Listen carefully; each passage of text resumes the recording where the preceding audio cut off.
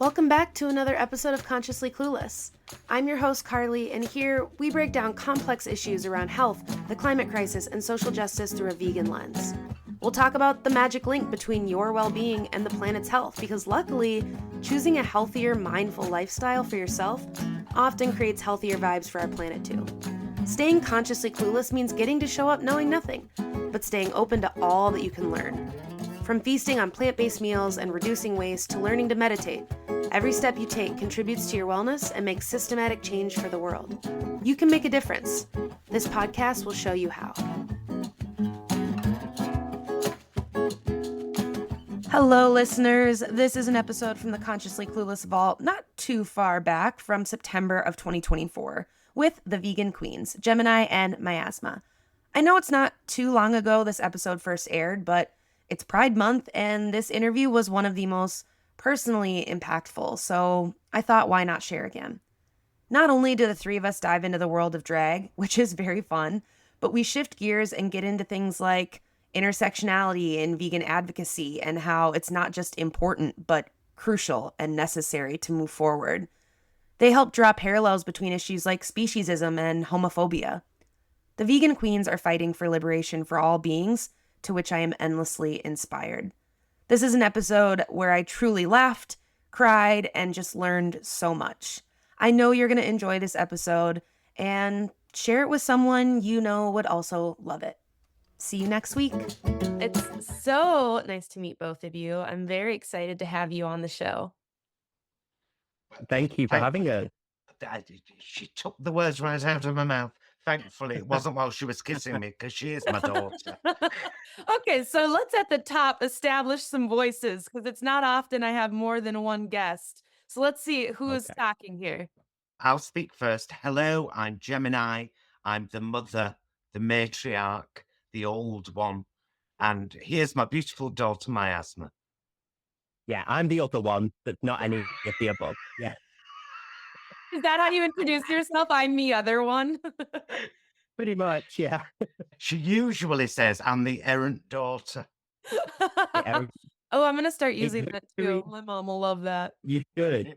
It's very kind of Christian Week, Saturday Night Live energy that I bring to the duo. Yeah. Oh, I love that. Oh, I'm already excited. It's been 38 seconds in the interview. But you are the vegan queens. We are indeed. People know you. That is how people can find you. I would love to start with maybe half of that equation and talk about becoming drag queens, and then we'll get into the vegan stuff. Yeah, absolutely. Would you like to start, my glamorous mother? Shall I? Shall I, darling? Why not? Once upon a time, a very long time ago, there was a gay little boy called Paul. And he was obsessed with people on the TV at the time, which would have been like Danny LaRue, Plug and Socket, and these fabulous, what I would call female impersonators. Anyway, 13 years old, get myself down to a local gay pub called the Clarence in Ashton-under-Lyne in Greater Manchester, and performed on their Sunday afternoon open stage set. Mimed Jazz Hot Baby from Victor Victoria. Terribly, I might add. And then started on a bit of a drag journey. Now, we, as the vegan queens, were born in 2016 on a TV show in Manchester, hosted by my good friend Paul, who said, Gemini, would you and your daughter, Miasma, to come and host a Pride special on the channel? Because Manchester Pride, which is one of the biggest prides in the world, was about to commence. This was a kind of talk show, and it was pretty much about everything that was going on in Manchester. And Gemini got her makeup out and smashed Miasma in the face a few times. And Gemini and Miasma and their incredible story of escaping from Putin, being chased by the KG, was born. Wow. What question do I ask next? Yeah, we've lived a million lives across many a continent, and we chose to settle in the northwest of England because why wouldn't? Sure. That's amazing that you had a performance for the first time at 13. I know, right? And I have to say, all love to Joan, my very supportive mother, who was there with me and has been there with me every single step of the way. And Mm. she absolutely loves Gemini. Like Gemini's her daughter, Paul is her son. How beautiful, and Mhm. especially given that this wasn't yesterday, that er, No, let's be honest. My initial performance was, are you ready for this? I'm going to scare you now. 1983. hey, okay, Oh, I wasn't born yet, but I'm sure it See, was a great year. the great vintage. That's incredible, and were you then brought in by Gemini into the drag scene? Yeah, I mean, I've done little bits and pieces before, but not what I would describe as the drag that we do together, which I dare say is of a better quality than the stuff I'd done in the past. Yeah, it's a bit bumpy up and down. So my earliest drag would probably be as Michelle Pfeiffer reenacting Grease 2 when I was a child. Uh, it- that wasn't a paid performance. That was purely for drinks token. But no, I'm joking. And then I did a couple of bits and pieces there's a pub in Manchester called the Thompson Bounds. I did a few things there, but it was never something that I was doing consciously with an idea towards an actual performance career there. And then Gemini, well, obviously she gave birth to me. And that's when I sort That of means you're pretty close. relatively close. Yeah, that umbilical cord's going to snip any day now. So that's when I started doing it. And I'm using quote marks here because I know that all drag is valid. But when I started doing it so properly as I would, yeah. that's when we became us, isn't it? We both had separate and long journeys, and Gemini had done from the age of 13 pretty much drag constantly until about 3 years before Stuart and Paul met. Okay. Mhm. And I just took a bit of a break from it. And then 2016, being best friends with Stuart and having this opportunity as the host of a TV show in Manchester, where the producer was like, do what you want. And I was like, oh, Gemini could make a comeback here. She's been quiet for a few years. And then it's like, Stuart, do you fancy? And Stuart, being the ever best friend, said, oh, why not? And we did a fantastic show. It was a 2-hour special. It's on our YouTube channel with the fabulous Lucy Lush and Cleo Lush, her 17-foot daughter. It's just not 17-foot. It's just when you see Lucy and Cleo together, the height difference is ridiculous. And we did this show. We had a real load of fun. It was just fun. And we celebrated pride and drag and trans people and life for 2 hours. And it was beautiful. And on the way back in that, Gemini had really taken hold. And I think there's a little reel on our channel actually from coming home in the car, and I'm filming out the window. And on the way home, I was just like, Stuart, would you like to do this permanently? Should we do an act? Shall we be the vegan queens moving forward? And she was like, yeah, let's. Yeah. And here we are. So it's been a beautiful journey. It really has. It's been gorgeous. It's been full of love. And I am, without getting emotional, very proud and privileged to do something I love with one of the people I love most in the world. Mm. Ditto. Absolutely ditto. Yeah. And I think what's been gorgeous about it as well is as much as taking the drag away as well, it's been a great opportunity for us to really cement what was already a beautifully strong friendship anyway. And that kind of rapport that we have together on stage, off stage, etc., just enriches like the work that we do even more.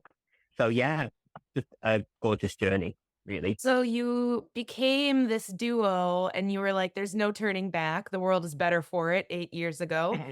And you were doing that. Now, you said, do you want to do this permanently? Do you want to be the vegan queens? In 2016, you were already vegan and using that name, or what was that journey like?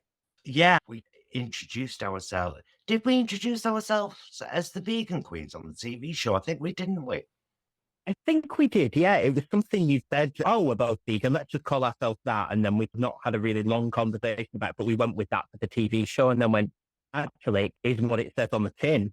So we decided to stick with it. Because I think for us, would you agree as well that actually a big part of our drag as well is it's also about entertainment, it's also about education as well, and sharing the kind of vegan message with the kind of campery that we do as well. But it's just, you coined it best, didn't it? We would describe what we do as dragtivism.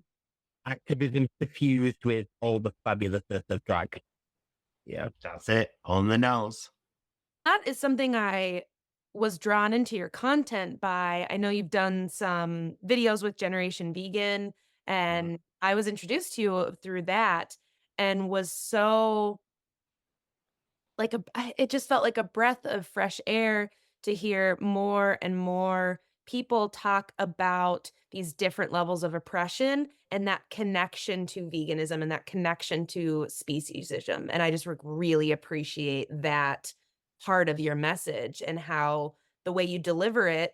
There's lots of different ways people want and will be receptive to hearing things, but your delivery plus that very real and very important information is like such a beautiful sweet spot. I have to agree. Yeah. And I have to say as well, it was a real honor and a privilege for Gen V to ask us to do something. And because we'd always played on the side of caution, we've never not had a vegan message ever. We've always done that. And we've got like lots of cooking videos on YouTube and of course everything we cook is vegan, but we've always tried to play it on the camp side. Right. So not being too vegan. I know that sounds weird, but that was a kind of way to. That's not the only piece. Yeah, it's a part of who we are. Yeah. So being asked to do this with Generation Vegan and having that kind of, this is what we're being asked to do, gives you a kind of freedom. And you know that the audience is largely vegan. And it was just a great chance to be the beautiful vegan queens we are, with vegan at the forefront, right at the very front, before the makeup, before the wig, before anything. It was the veganism. And I love everything we've done and I'm so proud that it's out there. What was your personal journey or that impetus to becoming vegan for you, for each of you? So I'll go to you because you're the instigator and then come back if that's okay. So I think, so we were both vegetarian. I've been vegetarian since I was about 14. How old were you, Lloyd, when you don't have to say how old you were, obviously? It was, for me, it was, as Miasma says, we were both vegetarian anyway. And then a friend recommended a documentary called Vegucated, which I still to this day think is a brilliant and beautiful piece of film. And I watched it and I loved watching the journey of these three people trying vegan, and I loved seeing the impact and everything. Anyway, at the time I was, and am again at the moment as Paul, a support worker. So I look after people with learning difficulties, mental health issues. And I was working with this guy and I was telling him about this documentary and he said, will you watch it again with me now? And I said, yeah, of course I will. Absolutely, of course I will. And it killed me. I don't know why it hadn't done the first time, but this second viewing, maybe it was because I was with someone who was vulnerable. Yeah. I have no idea. But it absolutely brought me to the point where the guy that I was supporting paused it and said, are you all right to carry on? And I said, if you're okay with me like this, absolutely, please, let's continue. And I went home, asked Paul, and said to my husband, Jason, I cannot have dairy or eggs ever again from this point forward. I can't do it. I can't do it because happy eggs on a box is BS. And it was like the first time I'd ever acknowledged, and I'm going to try and not get emotional here. You're welcome. Emotional. You have to, it breaks me when I think about it. You have to make a cow pregnant and take her baby away to get milk. And I've seen videos now of them pining for each other and of mother cows chasing a truck with her baby on it down the road. And I'm like, I supported that for 20 years of my life as a vegetarian. What the hell was I thinking? I wasn't thinking. That was the problem. I wasn't thinking. I was happy to see happy eggs on the box. And I was happy to drink the milk. The cows ate grass and made milk, didn't they? Isn't that what happens? Yeah, it just all hit me hard. And my husband, Jason, was like, let's do it. And I phoned my friend Debbie and said, please come and pick up, because Quorn had egg in then, all Quorn. Mm-hmm. It was before they started to do anything vegan at all. And I just phoned my friend Debbie and I said, please come and pick up every vegetarian item of food I have in my house. You're welcome to it. I won't be eating any of it again. Went to Holland and Barrett the next day, did a shop, never looked back. Told Stuart and Miasma that story. And yeah, here we are. Yeah. And yeah, mine is slightly less momentous in some respects, because obviously that's really moving. And I know that Gemini was very moved when she was telling me, and obviously I'm listening to that. And I went, yeah, you're right. I'm going to do that as well. And it was as simple as that, really. And I think credibly, the thinking that, if I'm honest, the thinking that you did then, I did later after having made the decision, which seems a bit strange. But I think, and then we talked about this a lot with Gen V as well, on some of the video clips and stuff. A lot of kind of my thinking over the years has been increasingly about that kind of, also my own journey with my queerness, with neurodiversity, with so on and so forth and stuff, and making those links as well. The kind of same thinking and reconfiguring happened, but at a slightly different stage, if that makes sense. I think it does, and it highlights how influential having conversations with our friends and loved ones can be. Yes, absolutely. How much we trust the people in our lives that we have those relationships with. And if someone is genuinely saying, I've got to do this thing because XYZ, you're more likely to be like, whoa, maybe that's something I should pay attention to. Yeah. In fact, you've just hit the nail on the head there, because my husband's parents, my husband's called Jason, his mum and dad, Rona and David, are now about 95% plant-based and have been for the last 2 years. Wow. And they're both hitting 80 hard, and they've made huge changes. And that's because they watch those vegan guys on YouTube all the time. And it's had an impact. I think that's because those guys and those girls talk now very openly about it, because you can't sugarcoat why we're doing this, Right. why we're vegan, because not only are 80 billion plus land animals slaughtered every year in the animal agriculture industry, that reaches just under 200,000 if you include sea life, living creatures, living, feeling creatures, all of them. Not only that, look what we're doing to the planet. And how much of that is due to animal agriculture. A lot of people argue about, the vegans and their avocados killing this planet. And it's like, the Amazon rainforests are being chopped down at a phenomenal rate to make grazing land for animal agriculture. Their nickname is the lungs of the planet. That's what they call the Amazon rainforest. And it's just, let's stop worrying about the occasional vegan having avocado on toast, because lots of meat eaters do too. It's a very common thing. And let's start talking about animal agriculture and the way that it's destroying this planet and the way that it has so many people hoodwinked. Red tractor. That means kind. Does the pig still get its throat slit? Then it's not kind, is it? I don't care if you gave them a hot bubble bath and a sandwich beforehand. The end result is still the same. this whole animal welfare thing that really hoodwinks people. Oh, the animals were treated well. If I give you a massage and then slit your throat, is that okay? Because I'll be nice first. Yeah. Like Gemini said on the Gen V thing, sorry, I'm getting a bit soapboxy. I'll stand back. I asked you to be on the podcast and talk about veganism. Stay up on that box. Miasma, jump in and say some things. Save your mother. No. Defend your mother blindly.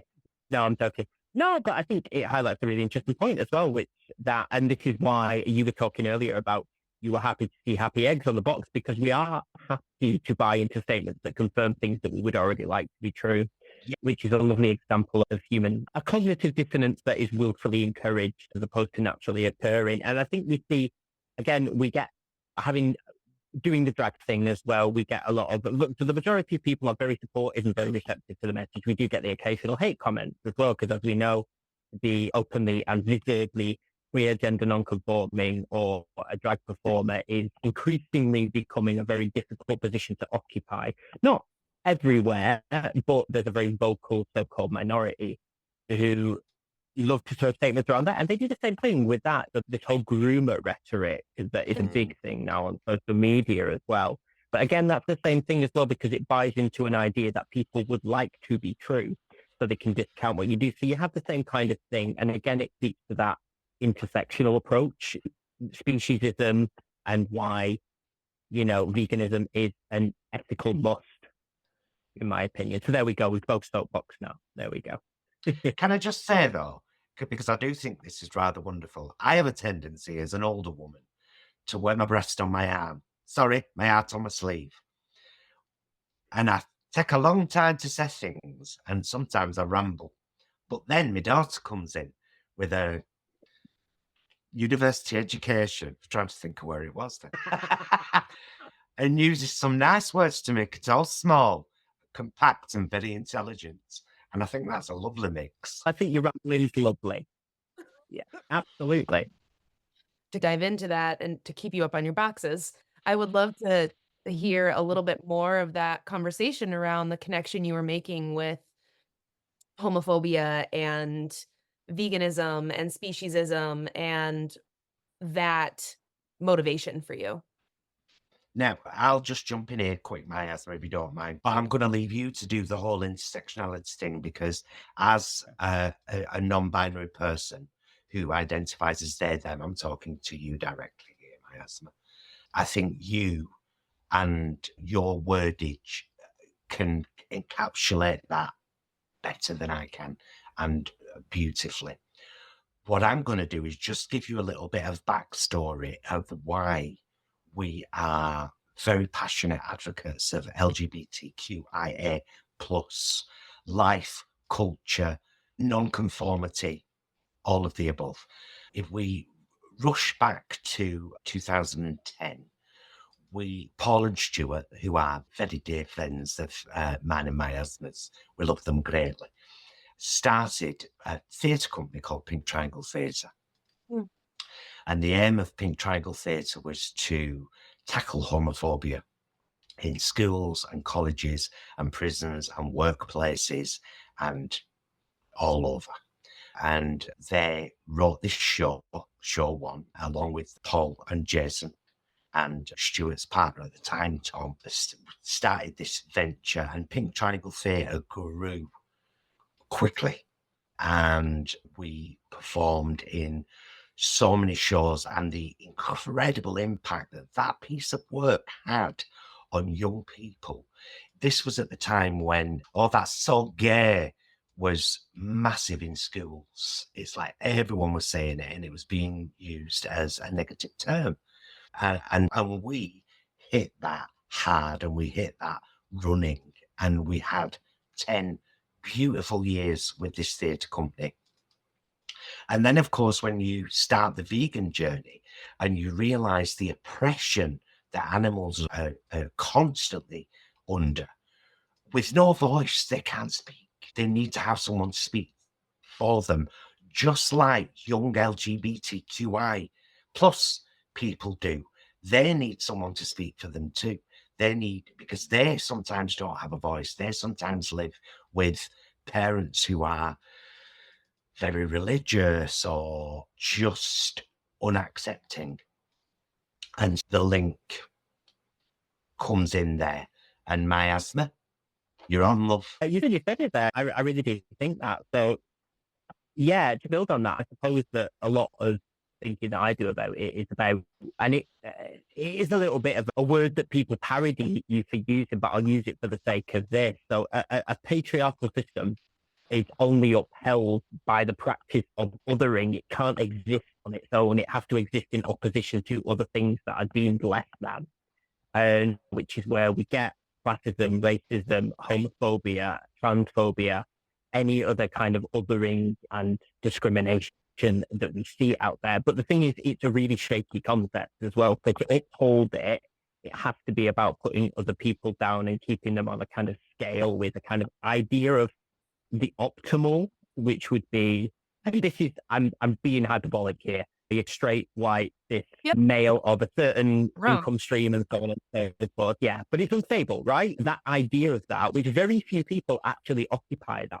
state, is the problem. But everybody holds it there because everything else is seen in relation to it. And I think we have the same thing with the animals as well. To oppress animals to the extent that we do means that we have to feel that we occupy a state above them, which is in direct correlation closer to that optimal idea. So it becomes easier, it becomes something that feels natural to do because that's the pecking order. But once you start Jenga style pulling those things out and go, actually, okay, I'm working class, so I'm not here. I'm queer, so I'm not here.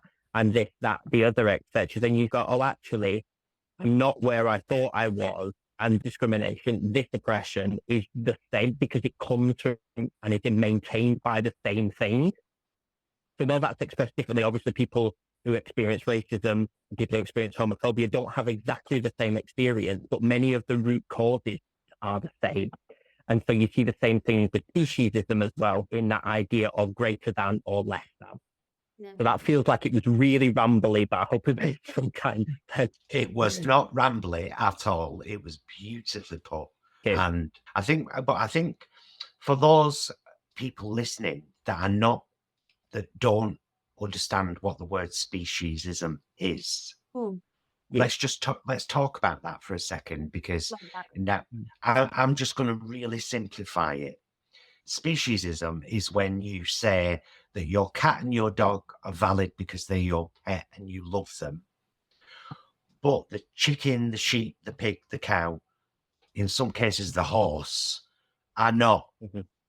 So some people, they worship horses, other people eat them. The people who love them would be horrified by that.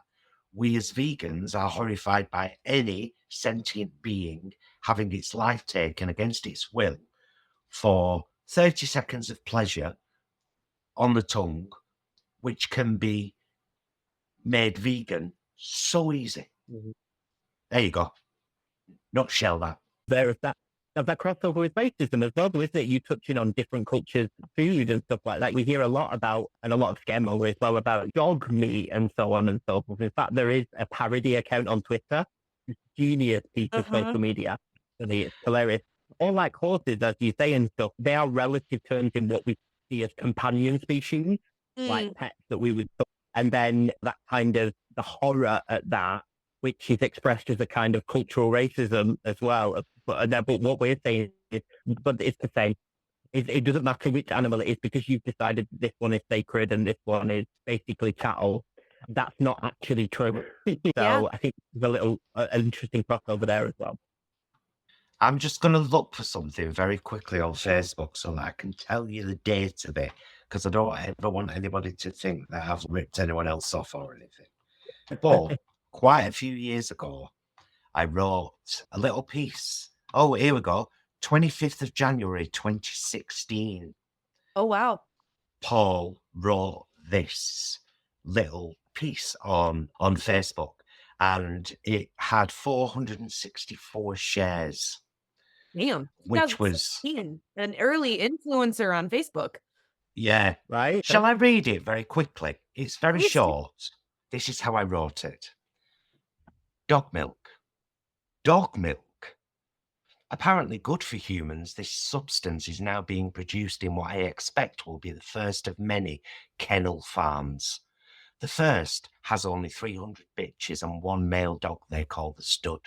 Staff use this tool type thing to basically masturbate the dog and collect the sperm, sometimes daily. Then they stick a tool up the bitch's anus to stimulate the vagina whilst they artificially inseminate them one by one. Once pregnant, they're left to start producing the milk, which is taken as soon as it can be taken. When the puppies are born, they are taken away almost immediately, leaving the bitches and puppies in terrible distress. Still producing milk though, so it's all good. Male puppies are almost always immediately killed. A bullet or hammer to the head is quick and humane. Odd males are kept alive to become studs. Not many though. Female puppies will be fed a substitute and will follow in their mother's footsteps. Mothers or bitches will be made to have up to 4 litters before they are humanely killed, often by throat slitting, for meat. Sick, isn't it? Wait, did I say dogs? I meant cows. Oops. Oh, shit.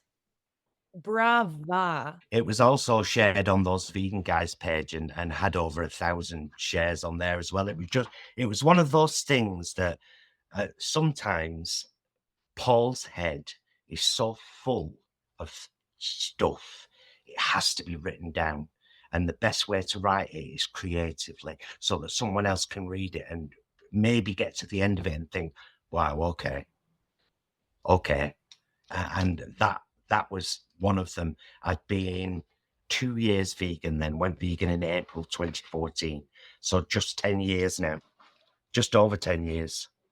I appreciate you sharing that piece. And I think that it's such a unique way to point out that cognitive dissonance, right? And Yeah. it in a way that makes you go, oh shit. Like you can't unhear it. Yeah. Like you can't unthink it. You can't unknow it. That is one of those ones that hits you in a particular way. I think we should repost. We got to share that again.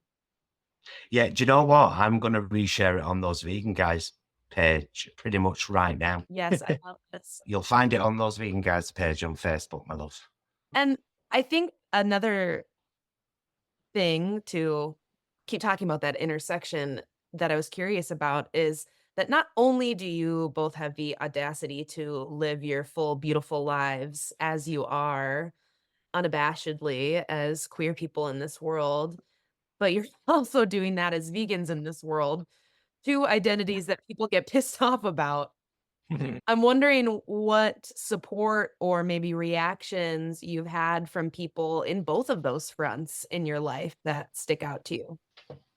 Oh, that's a good question. Yeah. Would you agree? I think the majority of people that we know have been incredibly supportive.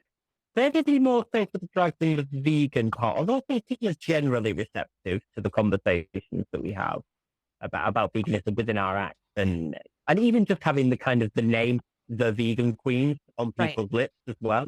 Sounds really stupid. It may not be a piece of vernacular that some people are used to even using, or even 10 years ago, people were still getting very confused between the idea of vegetarian and vegan and stuff, and then vegetarian, which is made up and doesn't exist. Sorry, anyone listening who is, but it's not real. But it's not a thing, babe. But yeah, I think in terms of making that a part of, even amongst people we know who are either not vegan or are maybe trying it, or anecdotally, I know people now who maybe wouldn't identify as vegan or even plant-based, but are making choices in their life to avoid certain things. A lot of people I know are drinking plant milk, not because they've made that conscious decision to be vegan, but just because of proximity to it and the amount of things that are available. And I'd like to think, obviously I don't know, that yeah, proximity to others has some effect in that way, even if it's just to be part of that conversation. Right? Yeah. Would you agree, love? How do you feel? I have to be blatantly honest and say that I felt, as an LGBTQIA person, I felt pretty much supported and loved and nourished all of my life, but I've always been very careful about the people I surround myself with. Did my friend circle go smaller when I went vegan? Yes, it did. Wow. Was that a good thing? Yes, it was. Because as the stunning, wonderful, and unforgettable Maya Angelou said so eloquently, when people show you who they are, believe them the first time. And if my lifestyle choices regarding my sexuality were okay for you to still love me and want to be in my life as a friend, why would my choosing a more compassionate version of that exact lifestyle make any difference? And I think that's just because some people you can't handle the truth. I was just going to say it makes them think too much. Yes, and they can't handle that. So it's easy for them to label you as, I'll say this after I've just written out a very fierce piece I wrote called Dog Milk, which was 2 years into veganism. But it wasn't like I was that person all the time. Right. Those were just these moments, moments. What I've always done as a vegan is share, had this vegan pie last night and it was gorgeous. You can get it in Tesco for a couple of quid from the start, just to try and show people, look, there's things you can try. At least try something. No, it's difficult, isn't it? As well, because a lot of the time, these are people you love as well, and it can be really difficult to occupy that position where you have to stick by what you think ethically and morally, and you can be quite a bold statement. So people will sometimes ask, and they don't do it so much now, but at the start of my vegan journey, as it were, what made you go vegan? And I have to assume that's a well-meaning question. Right. But then to have a really bold statement, which I love actually, because I'm a little bit of a troublemaker on the fly, because I will say I think it's morally wrong to consume animal products or thing. And that's a really bold thing to say as well. People get nervous about morals and stuff. That word makes people uncomfy.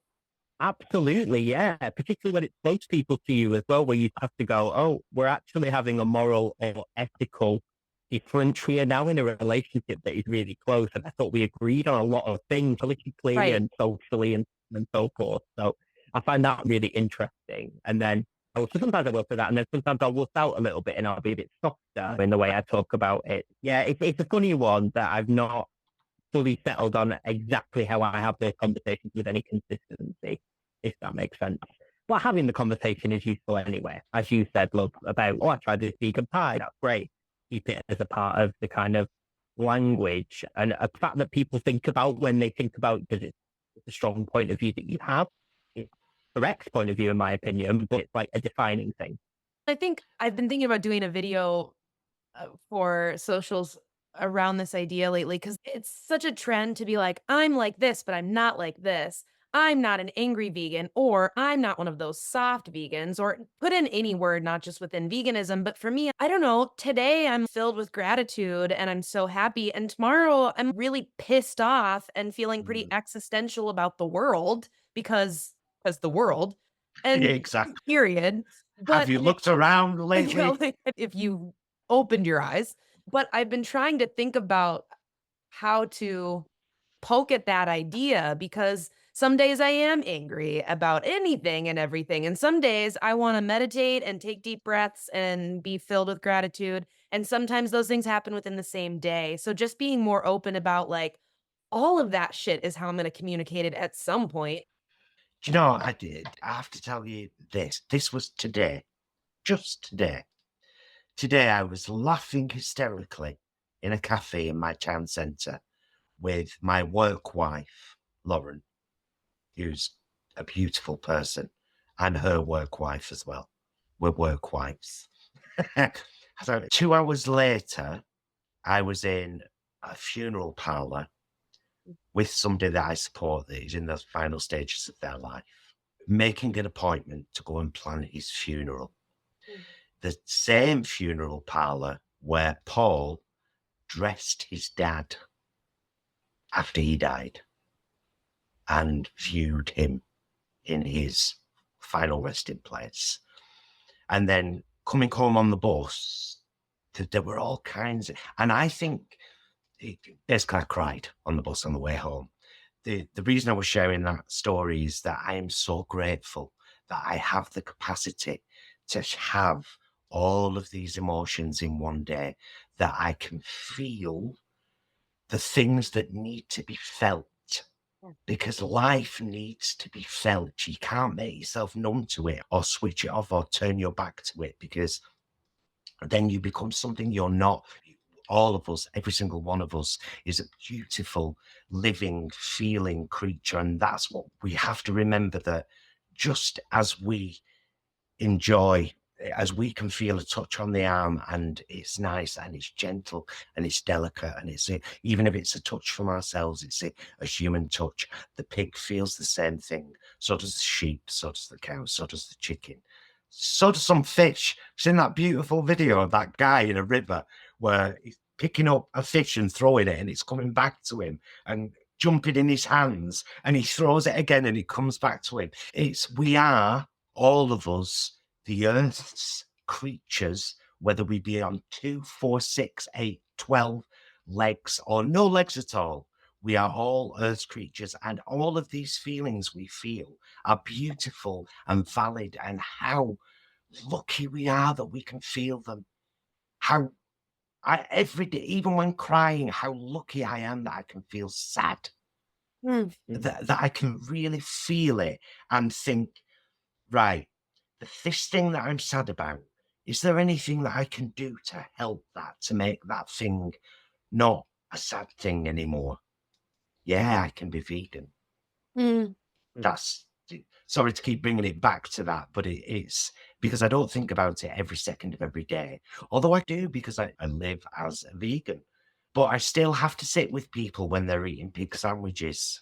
In fact, I've had Paul pop down to see his mother earlier and smelled bacon in the house again, and had to have a word with her about not just, she already knows, I always say to her, I wonder what that one was called, Mum.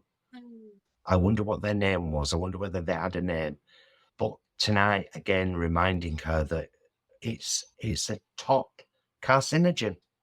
It's on the NHS website. All you've got to do is look.